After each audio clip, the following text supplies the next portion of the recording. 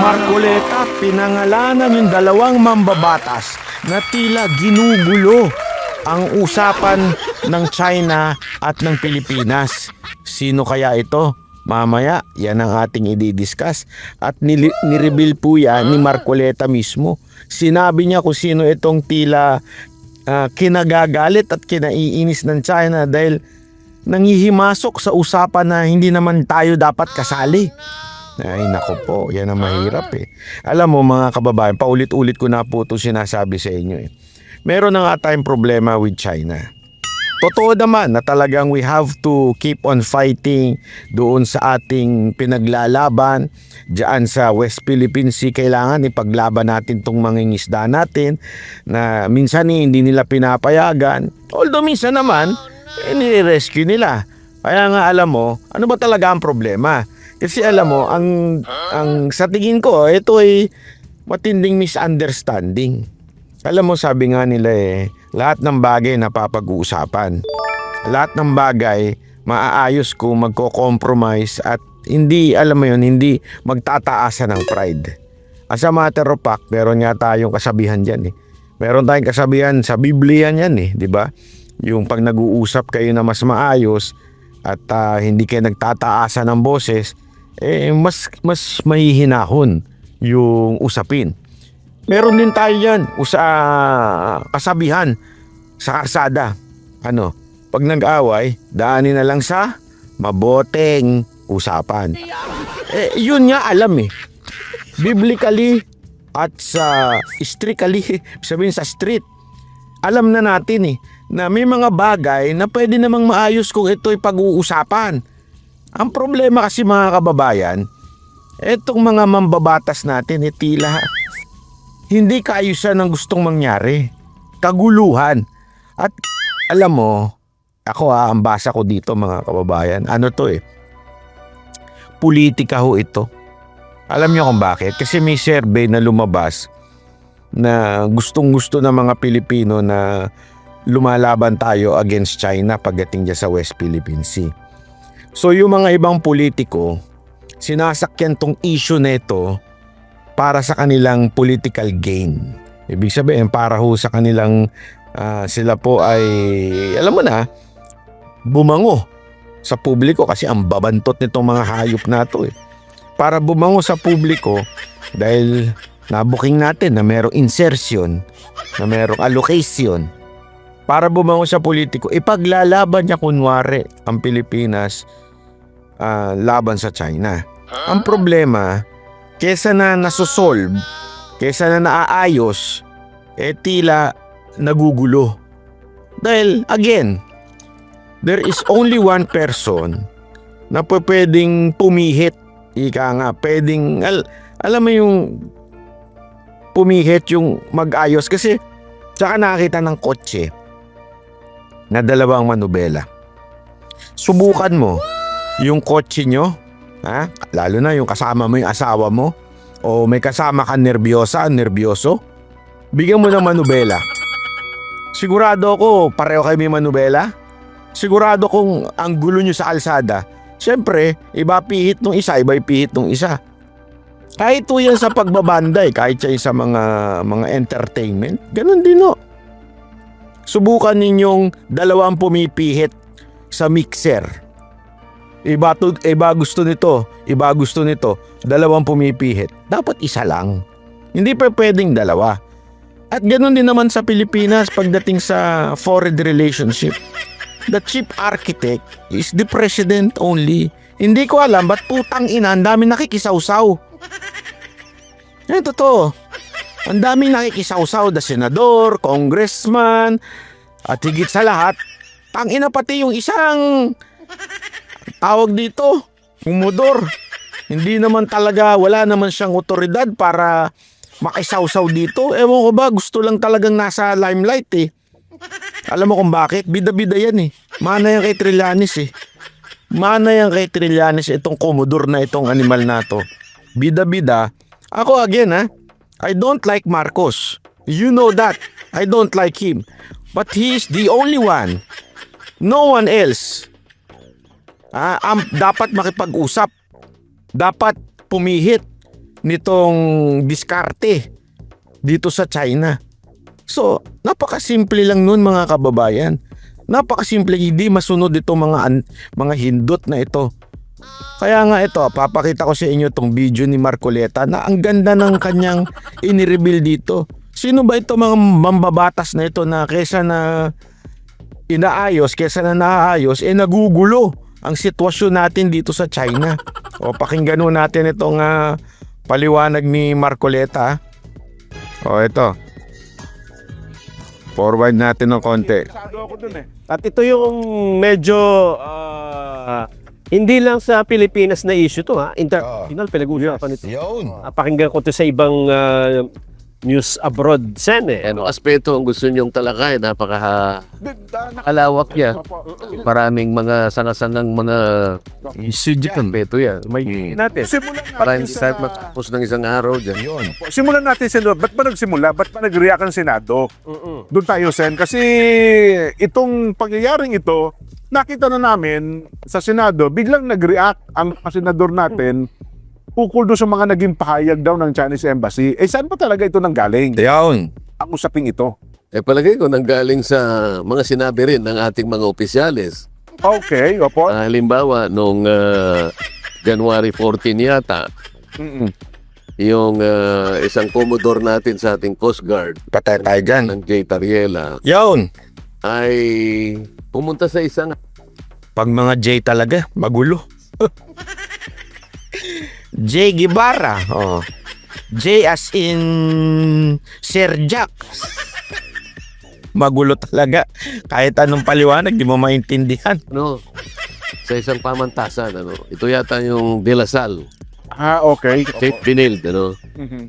Meron siyang discussion doon at meron siyang daladalang tatlong caricatures ni President Xi Jinping. Oho. Hindi minabuti ng ng Chinese Embassy. Kaya nag-react sila. Opo. Pero alam nyo, kung huhukayin natin lahat ito, hindi lang doon nagmula. Maalala mo, dalawang senador yata ang nagpunta sa Taiwan. Aha. Hindi ko lang ma-confirm kung sino yung pangalawa, pero balita ko ay si Senador Kiko Pangilinan ay nagpunta sa Taiwan. Opo. Ito'y patungkol doon sa, siguro, sa kagustuhan niya na Magulo? Magulo yun. Sa kagustuhan niya manggulo. Kagustuhan niya mag-epal-epal. Tingnan natin. maayos natin ang ating agricultural sector. Kasi sa Senate Committee on Agriculture. Yes po, yes. Oh. at doon yata tinanggap siya ng Meko. yung Senado. Hindi Meko. Okay. Hindi siya pumunta sa Meko. Nagpunta siya. Sinalubong siya ng mga yung counterpart niya sa Taiwan. Opo, mga lawmakers ng Taiwan. Oho. Alam mo, pagka ganun, ang ating bansa ay nagpapakaingat yan sapagkat nire-respeto natin ang One China policy. Kapag ang isang opisyal ng pamahalaan ay nakipag-coordinate ka directly sa Taiwan, Opo. sa kanila ay hindi Maganda yun. hindi maganda yun. Oo. At ito pa yung parang hindi maganda. May sinabi Yan muna, unahin natin. Alam mo, ang ganda ng punto dito ni Senator Marcoleta. Tama siya dito. Hindi talaga maganda na tayo'y manghihimasok dun sa issue ng Taiwan. Remember, dun sa One China policy, tayo ay we are signatory. Ibig sabihin, we support that. So, ano ibig sabihin nito? Ito po yung kinukonsider nila ang Taiwan na probinsya. So kung dediretso tayo sa kanila, sa Taiwan, at hindi tayo dadaan through the proper channel, ika nga, which is supposedly issue sa kanila to again, China ang may hawak sa kanila. Pero kung hindi tayo susunod doon na tayo ay isang signatory, medyo nakakabastos yun para sa part nila. Ngayon, kung sasabihin ng ilang senador natin, hindi naniniwala kami dito na Taiwan is a different, hindi yan under China whatsoever. Sandali. Huwag ka makimasok dyan. Huwag ka makisali dyan.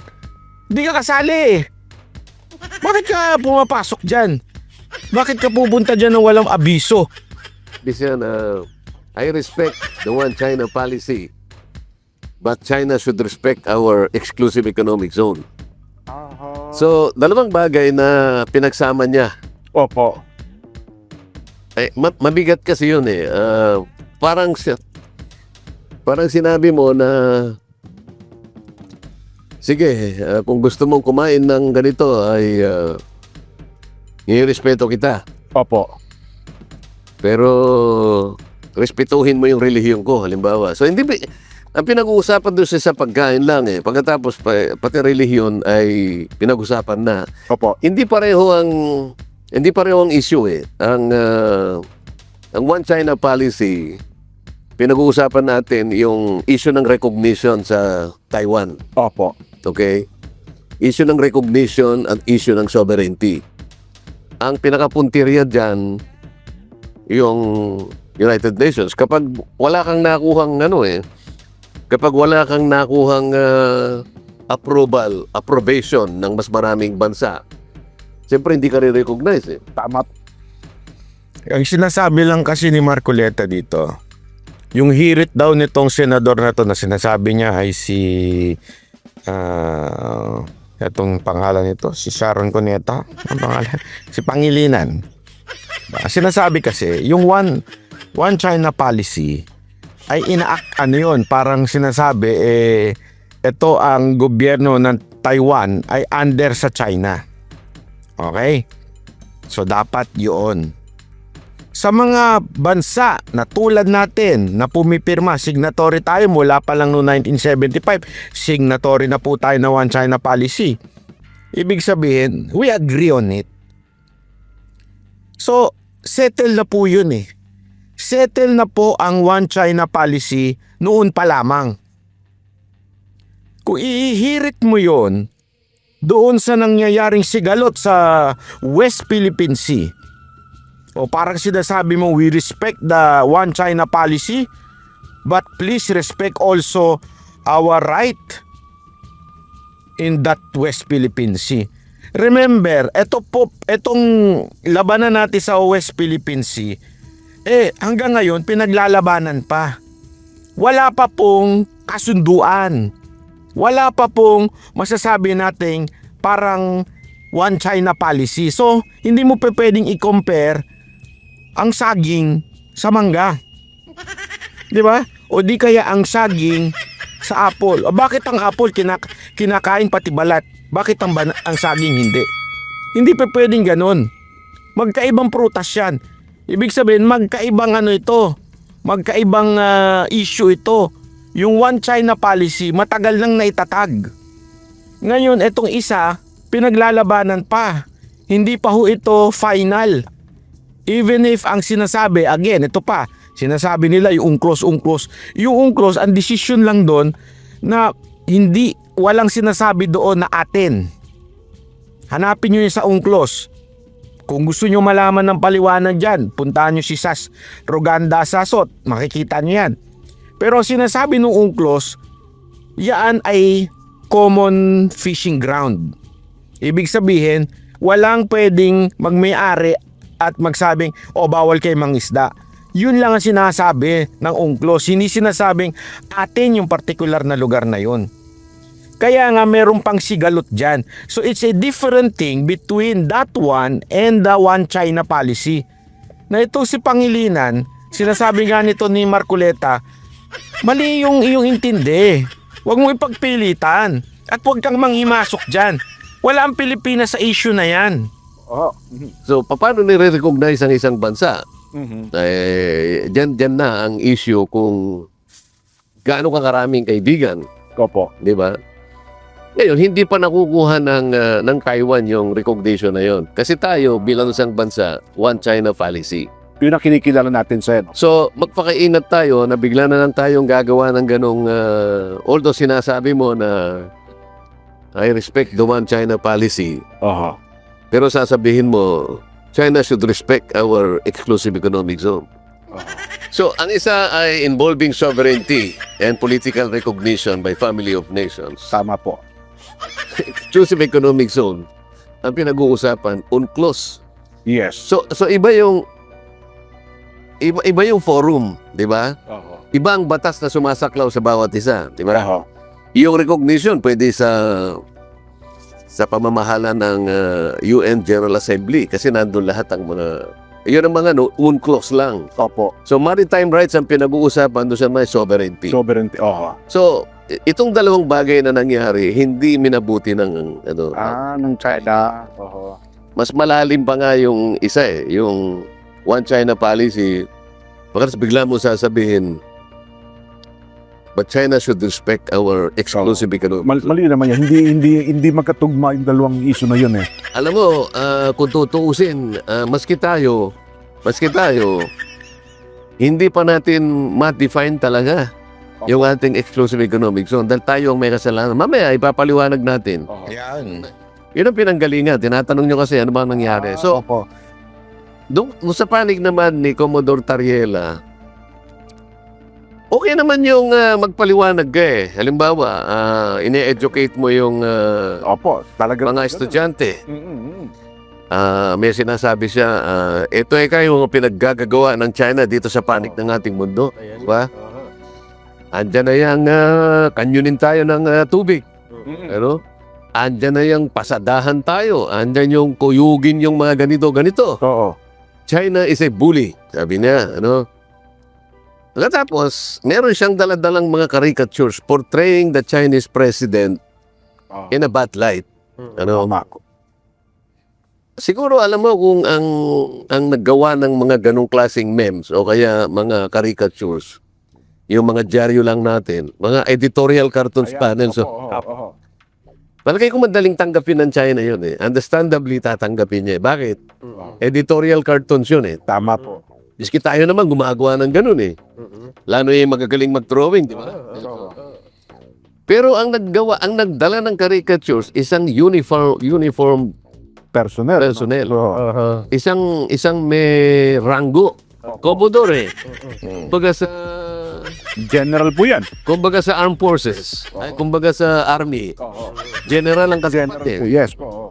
Yun siguro yung medyo dapat ay hindi nangyari. Kasi may uniforme ka eh. Dapat ipinabayaan mo na lang sa mga gumagawa ng editorial na mga materyales.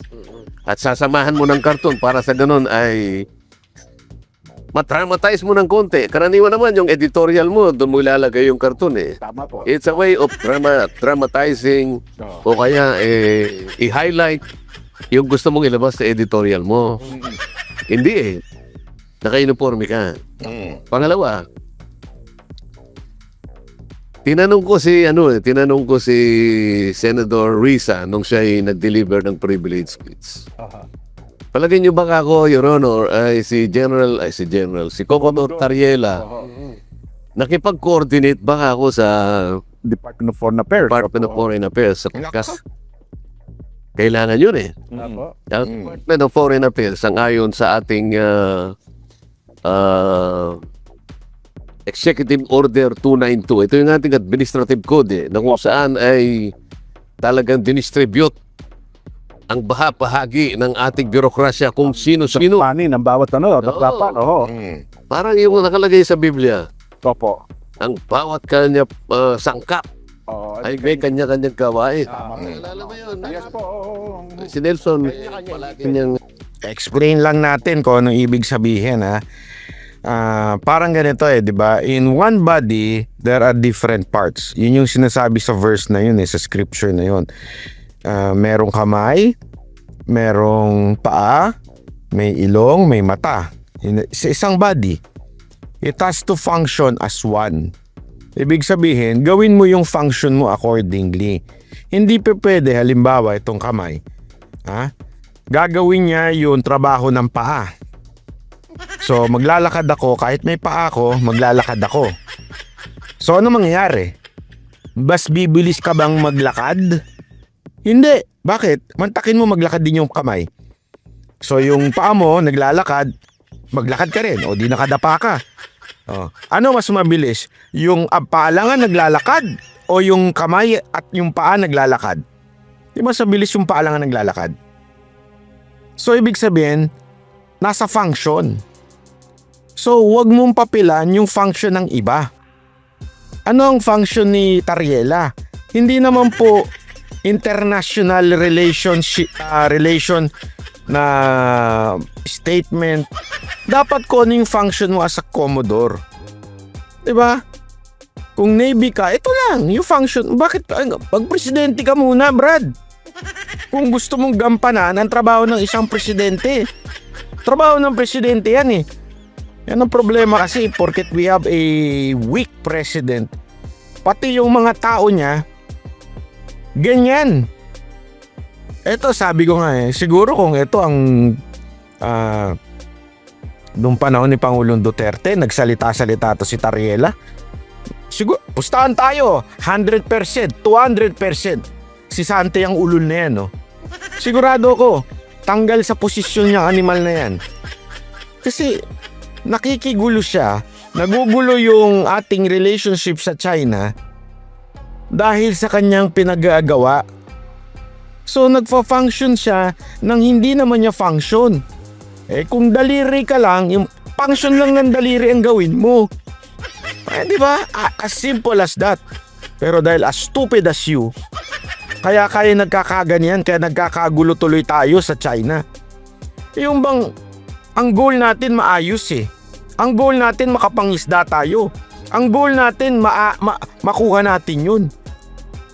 Eh putang ina, dahil sa mga magugulo, hindi lang naman si Tariela eh, pati yung mga senador na nakikisawsaw, lalo tuloy hindi nagkakasundo, lalo tuloy nagkakaaway-away. Na supposedly yung presidente lang. Eh dahil nga mahinang nila ng presidente natin, hindi kayang kontrolin ng mga tao niyang bida-bida sa media. Ayan. Kasi hindi naman naglilipan sa Depende Yes po. bawat parte, bawat sangkap ng katawan. Oo. Merong kanya-kanyang gawain. Yun. Yung ating Executive Order 292, Administrative Code, aba, ay talagang idinrawing doon ang function, Oo. ang sakutin, ang mandato ng bawat isa. Ayan. At tagapagsalita ng ating international relations, DFA. Yes po. Okay. Bakit kailangan ng DFA? Kasi sinasabi ni Senador Risa, the Chinese embassy Oo. and its officials and staff have no right to meddle into the internal affairs of this country. Yan ang balat eh, ano? Nakalimutan nila na pinag-uusapan, ang dinidiscuss ni Tariela ay yung bahagi ng South China Sea. Na bahagi ng South China Sea ay yung dinesignate nating West Philippine Sea. Opo. Marami ang claimants doon. Ano, kasama yung ating bansa. Kailangan maintindihan po ng ating mga kababayan to. So yung issue doon, hindi internal issue yun, international affairs yan. So, hindi siya simpleng internal, hindi domestic issue to eh. Oo. It is a matter that involves international law. O ngayon, sino ang tagapagsalita talaga? DFA. O sabi niya, sa palagay ko naman kanya, there is always a presumption of regularity. Aba, aking tinatanong hindi sa palagay eh. Alam po ba ninyo na nakipag-coordinate kaya yan? O, dapat yung sagot ay may katiyakan. Dipinido dapat, tama po. Pinido, may katiyakan, may certainty. Sa palagay ko naman kanya, hindi naman gagawa yun ng isang bagay na hindi man lang niya ikinonsulta. Ano? So I assume that Tariela coordinated with the DFA. There is always a presumption of regularity in everybody's work. Sabi niya, O, alam mo, pagka gano'n ang isasagot mo sa isang abogado, halimbawa, pero sabi na sa'yo, ay, yung assumption of regularity is a disputable Opo. presumption. Kasi, Debate. paano kung halimbawa nakapagpalitaw siya ng pruweba na si Commodore Tariela ay hindi naman nakipag-coordinate. Kasi sabi ko, Your Honor, pasensya na. Pero nakausap ko ang Secretary ng Department of Foreign Affairs. Aha. Tinanong ko rin sa kanya yan. Ang sabi niya sa akin, hindi nakikipag-coordinate si Commodore. Commodore Tariela. Yun ang problema natin. Aha. O, paano ngayon yan? Siya ba ay humingi ng basbas sa DFA? Wala nga. O maski na kaya, alimbawa, sa Secretary ng DND. Department of Defense. Ikaw ay tagapagsalita ng isang malit na bahagi ng iyong katungkulan. Pero ang pinag-uusapan natin is an issue involving international relations. Aha. Pangatlo, pumunta ka sa eskwela eh. Opo. Nakipag-coordinate ka ba sa Secretary ng Department of Education? Oh. O kaya sa CHED? Yan, kung higher education, ama naman. Kasi pinuntaan mo yung eskwela eh. Oo. Alam mo, Jen, Nelson, tayong mga Pilipino, likas na sa atin yung magagalangin tayo. Ayo po. Hindi ko naman lahat hindi ko na sinasabi lahat, pero yan ang ating yan ang ating ugali. Pupunta ka lang sa palengke, makikipag-usap ka sa hindi basta-basta ka na lang didiretso. Palengke lang yun, ha? Oo. Magtatao po ka. Kaya tayo po, dataan ka na, medyo may siyahit. Daan po. Oo. Mawalang galang na po.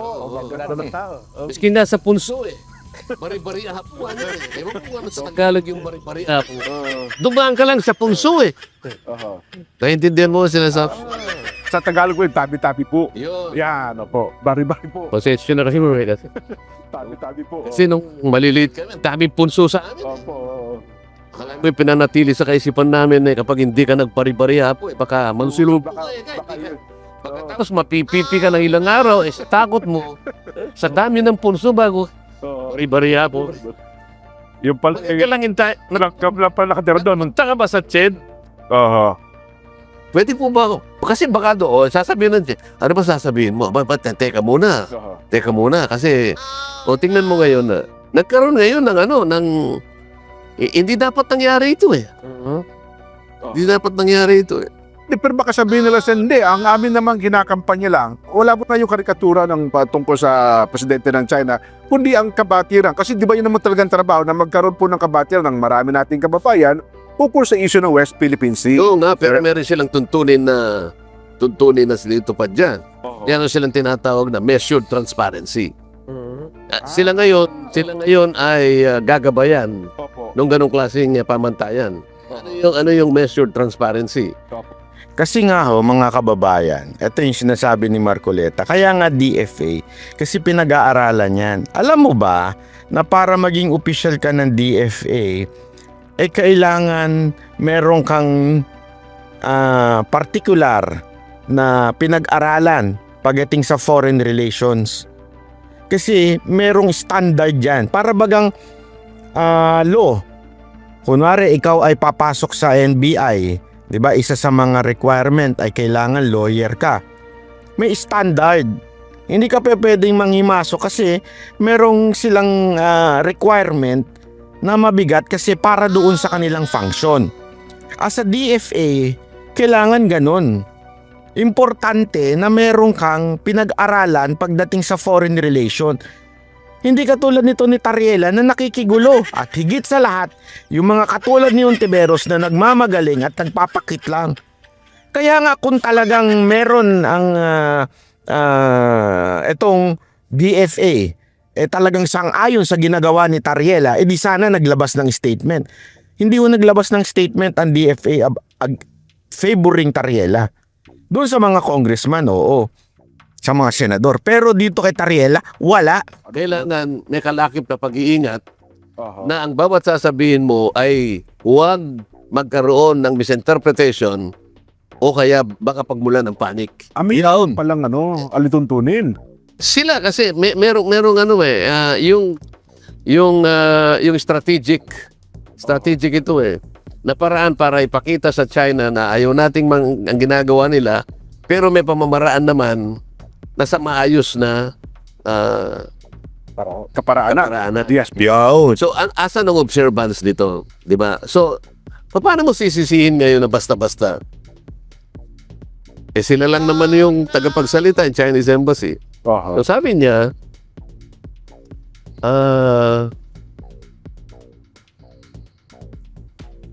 yung ginawa ka ni Commodore Carniel Opo. na statement Oho. kasama yung mga caricatures. Ito yung sinabi niya, is a serious violation of China's political identity and a blatant political provocation Oho. which has crossed the line. Ayun. Ayun. Ngayon, hindi minabuti ng mga kasama kong mga senador. Wala kayong karapatang magsalita kung anong gusto namin sabihin dito. That is meddling into the internal affairs of the country. O, teka muna, parang Ganda ng punto ni Marcoleta dito, tingnan ninyo. si Nelson, Mm-mm. kunwari, kunyari mga malilit pa kayong mga bata, Ay, opo. Oho. binibiro ka niya, kung ano yung sinasabi niya, nagsalita ka rin laban sa kanya. Pareho lang nga gano'n. Oo. Nagkatuksuhan. So, huwag ka masyadong ikaw na una di ba? Yun. Ibig mo ba sabihin, nung tinukso ko ni Nelson, nagsalita ka, sasabihin, ba't mo kinagano? Ikaw na una Parang ganun lang yan Oho. Alam mo, yung sunog, kahit bata pag mawala ng sunog. Ay, yes, totoo naman po yun. Yung bata kasi wala pa siyang yung tinatawag nating maturity. Hindi niya alam kung ano yung consequence ng gagawin niya. Lalaro siya ng Akala niya yung posporo Oh. pwedeng kiss-kissin kahit na Oho. nasa tabi siya ng dayami. Di ba? Oho. Hindi niya sinasadya yun Huwag sana tayong maging parang bata. Pero kapag yung apoy na yung kumalat na, Nakasunog lahat yan, Sen. Oh. di ba? Opo. O pinag-uusapan natin ay international conflagration. Oho. Sinimulan ng isang bata. Hindi ko naman sinasabi yung makasama ko rin sa Senado ay puro bata. Pero Wala po na. Halimbawa. pag malaki na, hindi na bata ang papatay sa sunog. Ano yun? It will require somebody, siguro isang statesman, para sa ganun ay maano natin yung apoy, mapatay natin yung apoy, di ba? Kasi humantong pa nga siya, di ba? Doon sa punto na nagkaroon ng resolusyon. Tila yata mayroon pang suggestion. Alam mo, ang ganda ng punto ni Marcoleta dito Huwag natin iwan sa mga bata. Yan ang problema kasi. Yung mga senador natin, si Ontiveros, si Kiko, sino pa yung mga nagsasalitang may ingay dyan. Pagdating sa foreign policy or foreign relations, mga bata, isip. Mga batang isip itong mga to. Dahil sa mga kanya-kanya nilang salita, kanya-kanya nilang bitawan dyan, napapahiya. Napapahiya yung Pilipinas. As a matter of fact, nagugulo yung diskarte. Kasi may diskarte ito Ito isipin mo. Alam ko ito kasi as a boss na rin, sige, as a CEO of a company. Ako ang nakikipag-negotiate. Imaginein mo, habang nakikipag-negotiate ako, yung mga tauhan ko, nakikialam, nakikigulo. Halimbawa na lang, sa Mocha Girls, nakikibargain ako. Kunwari, merong humihingi ng, magkano ba talent fee? Ano ba yung kailangan na requirements ng grupo ko, yung artist ko? Di ba? Di syempre, negotiation kami ngayon nung client. Ito ang presyo namin, ito ganito. Tapos may papasok, may eksena. Nagmamagaling. Halimbawa lang, buti na lang wala nagmamagaling sa kumpanya ko. Kung hindi, dutog. Gugununin ko yun. Pero buti na lang. Kaya nga nagtagal itong mga tauhan ko kasi talagang alam nila kung paano ako dumiskarte at respeto. Di ba? Isipin mo na lang. Pumasok yung isa kong tao at sinasabi niya, alam mo, mahirap tong ginagawa namin kaya dapat ang presyo namin ganito. Dapat ganito kami. O dapat ganito. Isipin mo yung kausap mo, ano kaya marirealize niya? Ano kaya may isip niya? Bakit yung tauhan niya nakikipag-usap sa akin? Sino ka? Sino ka para magbigay ng opinion mo regarding sa negosasyon namin? Kausap ko lang yung boss mo eh. Maayos kausap yung boss mo. As a matter of fact, di ba nag-uusap si Marcos at saka yung si Xi Jinping doon sa pag nagkikita sila sa mga event-event. At ang usapan nila, we have a good relationship. Even yung secretary ng DFA, ganun din ang usapan sa kanilang foreign affairs secretary nila. Ang ganda ng usapan natin. Tapos papasok sa eksena itong mga punyetang ito. Yung mga isip bata. Ay, hindi, ganito yan eh. Ito, karikatsyon na mukha ng presidente nyo. Can you just imagine? Logic lang mga kababayan eh. Doon pa lang sablay na. Di ba? Tangina, ano ba? Kausap ko ba yung presidente o sino ba nagdi-decide sa inyo? Kasi ako, particular ko dyan. I really hate bookers. Yung mga nagmi-middleman, pag nakikipag-negotiate ako, ayoko eh. Sinasabi ko kagad diretsuhan ganito. Kunwari merong magbubuk sa amin. Booker ka ba o ikaw yung client? Sir, booker lang ako eh. Gaganon pag gaganon, sabi mo, okay, ganito gawin natin. Magkano ba yung kaltas mo? Kasi yun na naman ang interest ng ng mga booker eh, yung kaltas nila. Siyempre gusto nilang kumita. So, kakaltas sila. Pagka kumakaltas minsan nagugulo. Kaya nga sinasabi ko sa kanila, ganito na lang. Magkano ba gusto mo? Halimbawa, papatong ka ng 20, 30. Sige, ipapasok ko na yun sa kontrata ko. 20, 30, sa'yo mapupunta yan. Pero ako makikipag-usap sa client. Huwag ka mag-alala. Hindi ko sasabihin sa client na may kinita ka. Kasi minsan, kaibigan nila yun eh. Kaibigan nila yung client. Para kumita sila yung nakikipag-usap. Sabi mo ganito na lang, irerespeto ko yung effort mo na maging booker o maging middleman. Bibigay ko sa yung 20, 30, huwag ka mag-alala. Bibigay ko sa yan. Okay? Huwag ka na lang makikisali sa usapin namin. Baka kasi kung ano-ano ipangako mo doon, tapos wala naman sa kontrata ko. Kaya ako, gusto ko, direkta ako nakikipag-usap. Sabihin ko, ang pipirma nito, hindi ikaw, hindi yung booker. Ang pipirma nito, yung mismong client. So kami nag-uusap. Di ba? Para walang middleman. Kasi yung middleman minsan nakakagulo. Tapos, pagtapos ng event, ito 20 mo. Ito yung kung 30 mo, ito yung 30 mo, ito yung kit, ito yung booking fee mo. Pero hindi siyang kausap. At least all of my demands may bibigay ng client. At yung demand din ng client may bibigay sa kanya kasi nagkaroon kami ng magandang kasunduan. That's how negotiation works. Pero kung merong gumigit na, bumibida-bida, nagmamagaling, ay bay putang ina, iniiwan ko yun. Kasi nga nakakabwisit. Nag-uusap kami ng client, biglang merong eksena. May amuyong. Kaya nabibwisit sa atin ng China dahil sa mga putang inang amuyong na to. Na nakikigulo, akala ko ba ang ayos ng usapan namin ng presidente nyo, biglang may hihirit dito, may mambabasto sa presidente namin. Sino ba to? Yun yung sinisita nila Marcoleta at ni Robin. Sana walang ganon. Kasi nagugulo yung eksena. Nagugulo yung negosasyon. Na magdeklara ng persona non grata ang ilang mga opisyalis ng China Embassy. Sa halip na humupa ay lalong pinalala ng mga sumunod na pangyayari. Dahil nagkapalitan ng mga pahayag Nung sumagot ang Chinese Embassy, sumagot din sila ng mas matindi hanggang sa punto na may resolusyon na, Sen.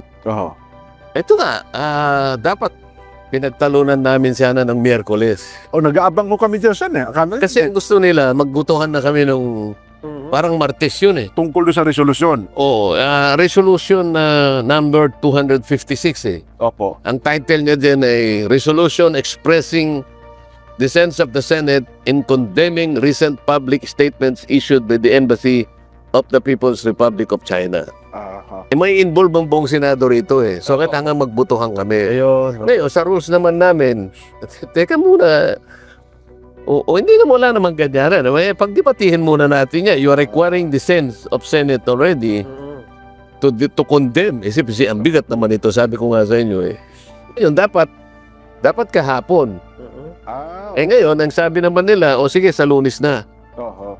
Kasi kahit paano, naghahanda naman tayo ng, o paano natin sila papayapain, ano? Opo. Kasi tayo, ayaw nating palakihin yung apoy. Totoo po. Ang gusto natin, wala namang wala namang mananalo dyan eh. Ibig ko ba sabihin, pagka ininsulton mo ng ininsulto ang China, ibig ko sabihin, sasabihin ng China, ba, ang tatapang ng mga Pilipino? Yun ba, makukuha ba natin yun? At sa hulingan, nasun, di ba, parang dumating na sa punto, sige, wag na yung isa lang namin, upisa lang inyong personal guard. Lahat na kami. At Na kaming umalis dito. kung kinakailangan, mag-alis na kami dito, galis na kami. Iiwanan namin ang imbahada ng China sa Pilipinas. O halimbawa, iniwanan nila yung sinarahing embahada. O sino pang makakapunta ng China? Yung ating mga mangangalakal, yung ating mga businessmen na kumukuha ng visa. Kailangan nga pala yun. Sino mag-i-issue ng visa? Yung embassy ng Papua New Guinea? Hindi pwede. Oo. Senado, sen, pwede. O yung mga turista nating pumupunta ron? O paano? O halimbawa yung... Maganda yung suggestion ng isa.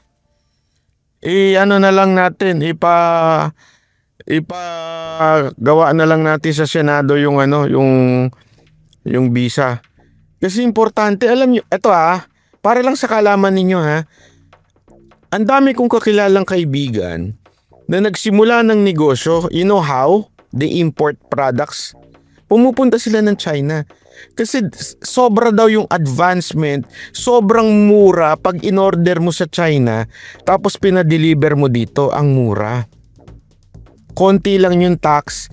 Kasi nga, kesa sa o-order ka sa Amerika, ang dami naman din, magaganda din dun. Yung sabihin, maraming negosyante ang nakikinabang sa kalakaran natin with China.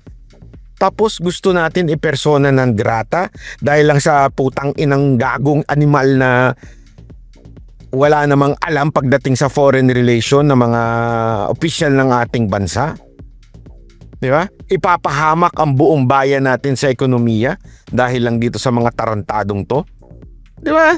Napakaliit na bagay napakalaking bagay pala yung ginagawa nitong gago na to. Pupunta kami inimbita kami ng China. Wala na nang mag-i-issue ng visa.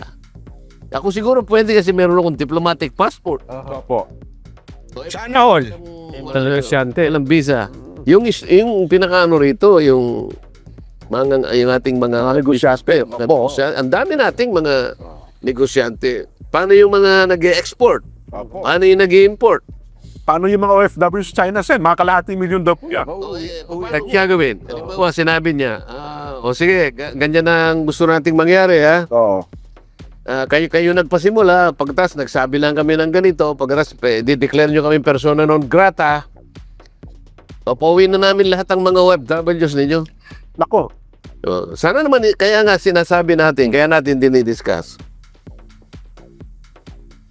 Naalala mo ba nung sinasabi ko na ako'y inimbita ng... Opo, nabanggit nyo po yun doon sa Senado eh. Alam mo, magaling naman silang kausap eh. Sabi ko sa kanila, mabuti ka ako, Mr. Ambassador. Dahil nga sa dami ng mga issue na parang meron tayong hindi pinagkakaintindihan ngayon, pwede bang umpisahan natin, makahanap tayo ng mga bagay-bagay na pagkakasundo naman ang tinatahak. Tama, oho. Marami naman tayo magagawa eh. Magkasundo tayo sa isda muna, kako pang ganyan eh. Oo, maganda yan, sabi pa niya eh. Hindi ba kako, ang mga isda kako ay walang may-ari niyan eh. Wala. Ang isda kako ay para sa sangkatauhan. Para sa lahat po yan. Para sa lahat yan. Oho. Wala namang nakasulat na ang mga isda ay para sa inyo. Sila lang ang makakakain. Totoo niyan, sa marami ka akong desisyon ng mga international tribunals. Nagsimula ka ako sa Europe. Dahil yung Iceland, tinukubkub niya lahat yung... Sabi nung korte, meron ka lang preferential rights. Pero hindi mo kanya pwedeng pigilan ang Federal Republic of Germany at saka yung Netherlands na mangisda dyan. Ang isda rin sa lugar na yan. Oo. Sapagkat yan ay common. Yung fishing grounds. yung traditional fishing line. Nagawa nyo ka ako sa Vietnam. Tama. Hindi ba kako? Opo. Oo, sabi niya, nagawa na. In the year 2000. Sabi niya siguro, paano niya kaya nala? In the year 2000, nakagawa ka ng kontrata sa Vietnam at para maiwasan niyo yung pag-aaway-away, nagkaroon kayo ng agreement. Nagawa niyo rin kako sa bansang India. So, palagi kayo nagtatalo rin ng India, di ba? Nagawa niyo yan para sa isda. O, lalong-lalo na kako sa Japan. Meron din kayong iringan ng Japan. Pero nagawa niya pa rin. Ba't di natin pwedeng gawin dito? Oo nga naman. Di ba gagawa natin sana niya? Oh. Parang una kanya ni President Duterte. Oo. Di ba kanya pinayagan namin ano? Kaso naman ito naman pinagsasabi sa amin. Dinrowing kanya si presidente namin ng ganyan, nakakatawa naman. Ba't yun? Ayun. Hinto muna itong mga, tas mag-usap tayo. Ayun. Ang sabi nga namin ni Nelson Sen, tayo, halimbawa, galit pa tayo sa ating leader, pero kung ibang bansa ang gagawa nun, ba, ay una tayo magagalit. Sen, di ba? At sa ating mga katubayan. Halimbawa, ang Pangulo ng bansa natin ay ginawa din katawa-tawa at ang gumawa niya ay opisyal pa ng pamahalaan nila, opisyal ng army nila. Magagalit din tayo.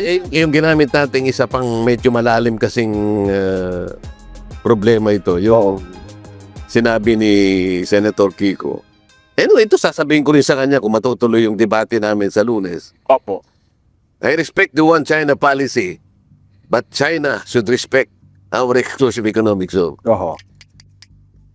Alam mo kung sa pag-aaral ng logic, ito yung meron tinatawag na syllogism. Syllogism, ito ay deductive reasoning ito eh. Opo. May dalawang premises yan eh, isang major and one minor premise. Pagka valid ang premise, halimbawa, ang premise is all men are mortal. Sabi niya, yung first premise, ano? Yun ang general premise. Opo. Nelson Lubao is samat. Oho. And therefore, Nelson Lubao is mortal. Yun ang valid. Valid. Pare. Syllogism. Pantay. Pero, merong fallacious premise dyan eh. Okay. Halimbawa, fish is mortal. Sabi niya. No, Nelson Lubao is mortal. Therefore, Nelson Lubao is fish. Ganun ang nangyari eh. Pagsasamahin ang dalawang invalid na premises. Ito, sabi ko nga sa'yo kanina, ang isa is maritime rights, ang isa is sovereignty. Tama. Ang pinag-uusapan dito is UNCLOS. Ang pinag-uusapan doon, international law. Ibang forum yun. Hindi pwede baktakniin mo. Oo. Ang magsesettle, Yan kasi yung hindi maintindihan ng iba ng paulit-ulit na pinapaliwanag.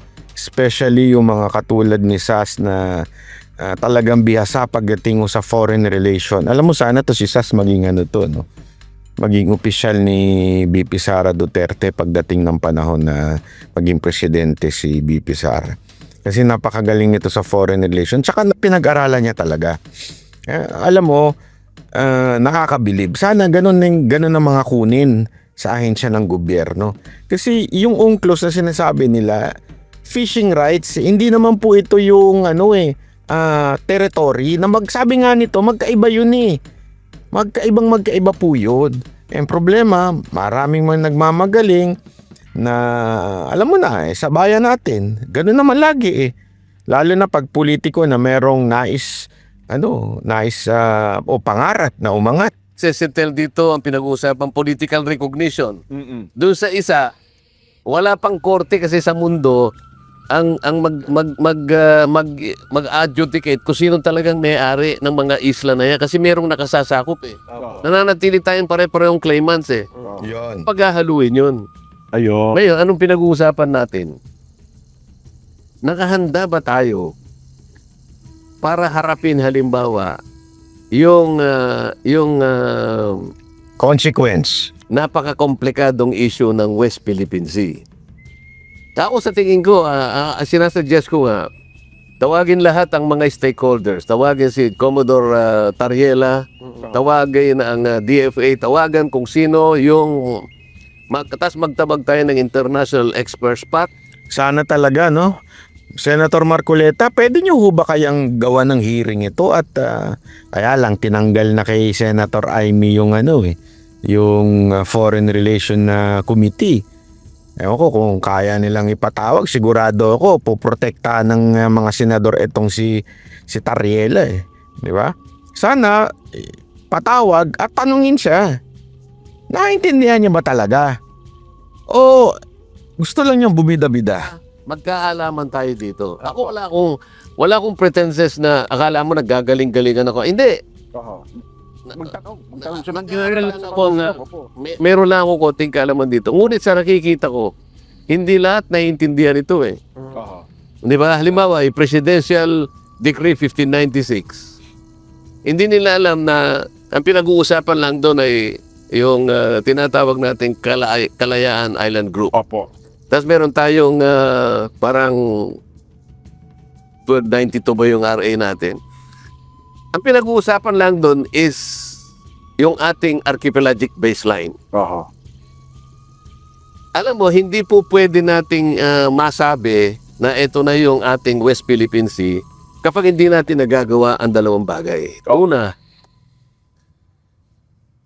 kailangan tayong gumawa ng mapa. Ito sinabi na ng Korte Suprema hindi nakakalimutan nila ito Kailangan meron kang mapa. Primero mag-declare ka muna ng 200 nautical mile from baseline.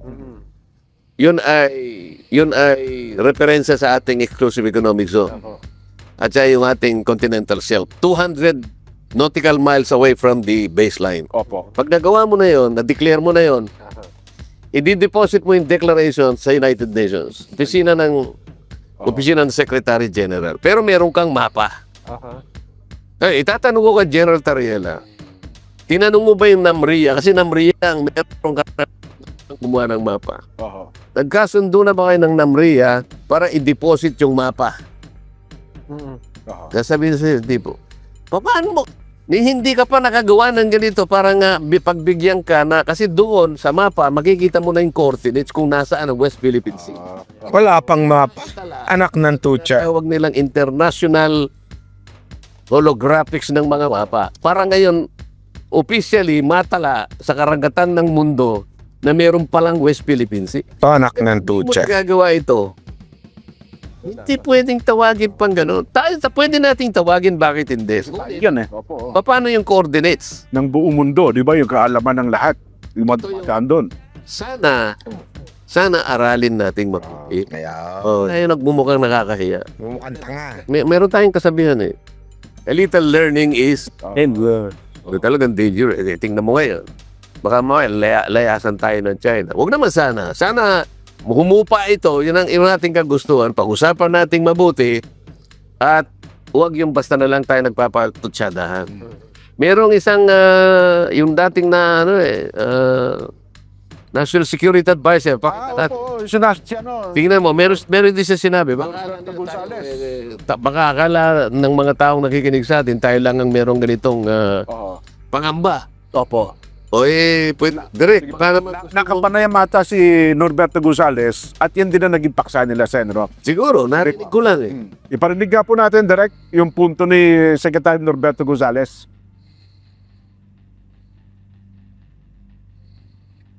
Normally, hindi tama.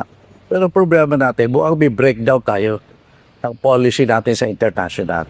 Hindi malinaw ang mga guidelines natin. Ay yung mga katulad ni Tariela ba yun? Mga katulad yan, gumagawa ng sariling aksyon. Kasi dapat malinaw ang mga guidelines yan, lalo ganyan, no? Sensitive ang ating issue sa China. Kinapakialaman mismo ng Pangulo yan. Pero tingnan po ginawa ni Tariela. Tapos, sa halip na pagsabihan natin si Tariela na hindi tama yung kanyang ginawa, may mga sa lipunan natin, ang medyo lalo pang dinadagdagan yung ginawa ni Tariela. Pangit no? Kayo. Iwanan natin ang issue yan. Magkakaintindihan tayo. No? Dapat, sa mga sensitibong mga pagsasalitang ganyan, ikonsulta muna doon sa talagang tagapagsalita at kung kinakailangan na kunin yung approval ng opisina ng presidente sapagkat sa ating saligang batas, siya ang arkitekto ng ating international relations. para hindi tayo malagay sa alanganin, sa kahihiyan, at lalong-lalo na sa isang bagay na baka hindi natin pare-parehong pakinabangan. Kayong kasama sa Senado, Sen, na nag-vlog pa nang tila yata ang sabi no, parang yung ibang senador dito, daig pa yung Chinese kung makapagtanggol sa China. Na para bagang kayo ang pinasasaringan, Sen. Meron bang ganun? At tila yata, yun ang binabanggit nila Kung yun ang kanyang pagkakaintindi. Pero ako kapag nagsasalita akong ganito, ang aking bansa, ang interes ng aking bansa, ang nilalagay ko sa kauna-unahang priority. Dahil kahit ano pa sabihin mo, insultuhin mo araw-araw ang China. Because, aalis mo yung China? Ha? Hindi ho. At saka mismo ang DFA nagsabi na pagka meron kang mga issue na gusto mong ipahayag, ang foreign heads of state and government in particular should be off limits or at least treated with respect regardless of our personal views. Talagang hindi po pwede. Totoo. Isasali mo yung head of states. May mga subject matter expert na dapat yan, no? Itong binabanggit ko natin sa, yung binabanggit ko kanina, yun palang senador, sa kanyang binabanggit na, yung sa kanyang vlog, ay in 72 hours, ay 815,000 views. Pero nung kayo pala, gumawa rin pala kayo ng vlog at sumagot din pala kayo Sen. At sa pinakahuli, within 48 hours, ay meron na po kayong 2.5 million views at 111,000 likes.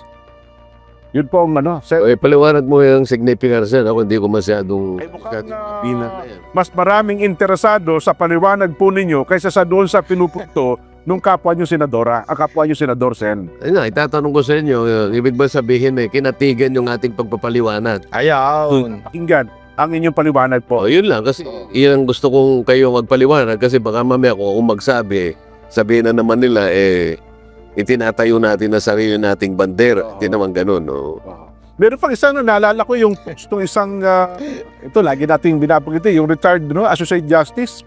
Sabi niya, para meron. Eto bago tayo mag-ending dyan pakikita ko sa inyo tong news. Kaya nga, alam mo may nakita akong post sabi ni retired General Orlando De Leon, hinihintay ko na lang si Jay Tarriela na tanungin ng presidente, Pilipino ka ba ginoong Pangulo? Kasi ngayon, ayaw ni Marcos persona non grata yung Chinese embassy o yung kanilang ambassador. Kasi yun ang panawagan ng mga tarantado, mga putang inang mga maiingay dyan na gustong persona non grata. Hindi nila alam yung consequence. Alam mo, sabi ko nga sa inyo, bullshit ako sa mga, sa mga Chinese na mga mamababoy, rude, gago, mayayabang. But it doesn't mean the entire China.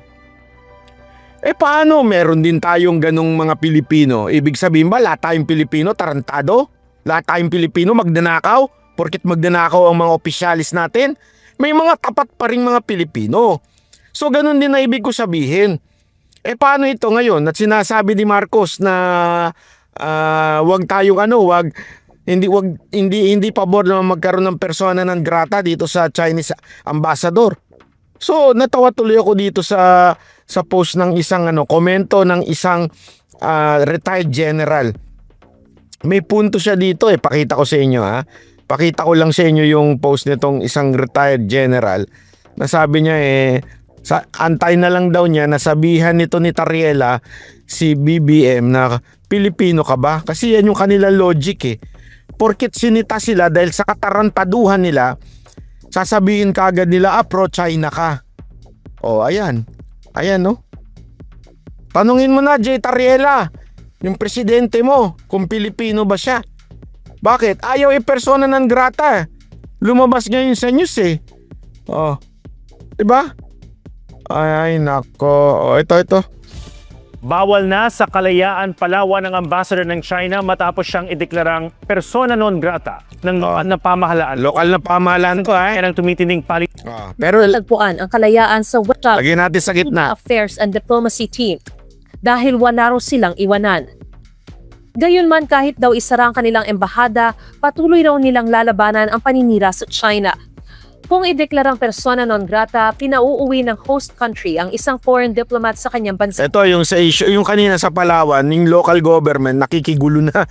So ito naman, sinasabi ngayon dito ng Chinese spokesperson, kung persona ng grata niya yung ambassador namin, lahat kami persona ng grata nyo na kasi one for all kami. Oh, ano sagot ng Malacanang? Ayon mismo sa Department of Foreign Affairs, isa ito sa pinakamabigat na hakbang pandiplomatiko na maaaring ipataw ng gobyerno laban sa dayuhang diplomat. Babala ng DFA, mabigat ang implikasyon nito dahil maaaring gumanti o magsagawa ng countermeasures ng kabilang bansa. Ginagawa lamang daw ito bilang last resort kapag nasira na ng lubos ang diplomatic relations ng dalawang bansa at wala ng ibang solusyon para maayos ito.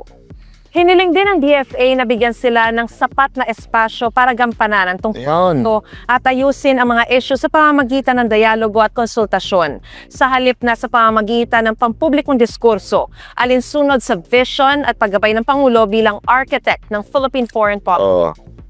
Sa Bigyan nyo sila ng space. yung largest overall trading partner ng Pilipinas. Tingin ni Professor J. Batumbakan, lumalaki ang insecurity ng China. Kaya sila galit na galit sa Pilipinas. Naku, ito pang mga makakaliwang ito. Alam mo yan ang sinasabi ng ng embahada ng ating DFA. Bigyan nyo sila ng space. O ito, pakinggan natin ito ha. Wait lang, chotomate. Sa panukala, Hindi ko na-adjust kasi ito kanina eh. Ito. Dito, sinasabi ni Marcos, hindi siya pabor. O paano? Antay na siya? Pilipino na siya? Hindi, eto ha. Dapat matuto tayo makiramdam. Ano ginawa ng DFA? Binuksan nga yung yung visa free sa China. Alam niyo kung ba't binuksan yun? Because we fucking need them. Bumabagsak ang turismo. And we all know, and the China and the DFA knows, maraming Chinese tourists all over the world. And they're studying it. Habang tayo tinataboy natin sila dahil sa katarantaduhan ng mga iilang mga Pilipino opisyal. Eto na nga gobyerno na natin, yung ating presidente na kuno, yung presidente nyo pala. Sinagsasabi ng wag i-persona non grata. Yung DFA sinasabi na pwede ba wag kayo makisali dito, bigyan nyo kami ng space. deklarang persona non grata ang isang opisyal ng Chinese Embassy ayon po yan sa palasyo. No ang sagot ng Pangulo. So he is strongly opposed to those moves. Ano, Tariela? Anti-Pilipino na ba itong presidente mo? Pilipino ba yung presidente mo? Sige nga, ganunin mo nga. Yan ang hilig ninyo Basta ang sagot ng Pangulo patungkol sa panawagan na ideklara ng persona non grata ang isang ambassador. No. Kasunod kasi ng tahalikan ang maiinit na salita sa pagitan ng mga sikalang tikril, Ina mo! tiga China No. Embassy. Ina mo daw. Yung ina mo dapat, yung bayan mo, ina mo, yung Pilipinas, yan ang diyan ka lang mag-concentrate sa ina mo, sa Pilipinas. 'Di ba? Parang bayan mo. Ina mo, yung Pilipinas muna. Yung sino ba yung ina mo? 'Di ba? Your motherland is the Philippines. Yan lang ang sikasuhin mo. Huwag ka nang mangialam dito. Kaugnay ng West Philippine Sea, iminungkahi ni Senate President Tito Soto na pag-aralan ang posibilidad na ideklarang persona non grata si Chinese Embassy Deputy Spokesperson Guo Wei. Sinagot ito ni Chinese Embassy spokesman Ji Lingpeng na bakit hindi na lang ideklarang persona non grata ang kanilang mismong ambassador. Ayun. So ayan, napakalinaw po. So mga kababayan ito'y napakalinaw. Sana pumasok sa kukote natin ito na tapusin na natin to. Let's talk and negotiate calmly with China. Di ba? Makipag-usap tayo. Marcos, ang problema kasi sa'yo, mahina ka nila lang. Kausapin mo yung Tariela na yan. Sisantin mo kung kailangan. No ka ng no. Ang bait-bait mo pero yung mga tao mo binawalang niya. Sana isa lang ang tono ninyo. Magkakaiba kayo ng tono Anak kayo ng weteng. Anyway, maraming salamat po. Ako po si Banat Bay.